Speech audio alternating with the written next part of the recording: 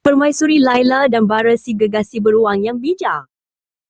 Baginda mengembara ke hutan hijau untuk bertemu dengan Bara, seekor beruang gegasi yang terkenal dengan kebijaksanaannya. Laila tunduk hormat apabila bertemu Bara. Walaupun Bara sangat besar, dia mempunyai pandangan mata yang lembut. Laila menceritakan masalah kerajaannya kepada Bara. Bara membawa Laila ke sebuah gua yang penuh dengan gulungan kertas dan peta. Pertanian bukan sekadar menanam, Laila, kata Bara dengan suara yang dalam. Ia adalah satu perniagaan. Kita perlukan ilmu untuk menukar tanah menjadi harta. Bara menunjukkan peta tanah yang boleh diusahakan secara kreatif. Laila dan Bara pergi ke kawasan tanah terbiar di pinggir kerajaan. Bara mengajar Laila bahawa dengan teknologi ringkas dan pemikiran kreatif, tanah yang kering boleh menjadi subur semula. Mereka mula merancang sistem pengairan yang unik menggunakan buluh-buluh hutan. Laila mengajak seorang kanak-kanak kampung bernama Amir untuk belajar bersama.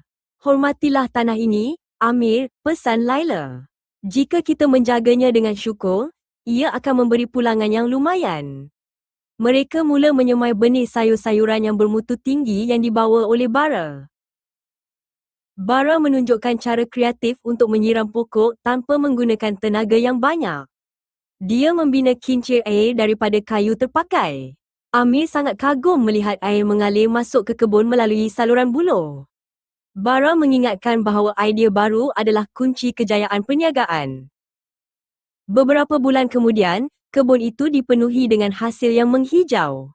Laila dan Bara melihat dengan penuh kesyukuran. Hasil tanaman mereka bukan sahaja cukup untuk dimakan, malah sangat berkualiti untuk dijual ke kerajaan jiran. Itulah mulanya pertanian menjadi perniagaan yang hebat. Laila dan Amir membawa hasil tuaian ke pasar. Mereka menyusun sayur-sayuran itu dengan cantik agar menarik minat pembeli. Orang ramai mula datang berpusu-pusu. Laila mengajar Amir cara mengira keuntungan dan menyimpan sebahagian wang untuk membeli benih yang lebih baik. Sebagai tanda syukur, Laila mengadakan jamuan besar di istana untuk semua petani. Bara dijemput sebagai tetamu kehormat. Mereka saling menghormati antara satu sama lain, tidak kira saiz atau darjat.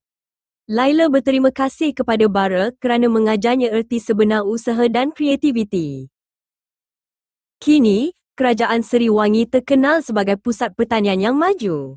Laila dan Bara sering duduk bersama di perpustakaan istana, membaca buku-buku baru tentang sains pertanian.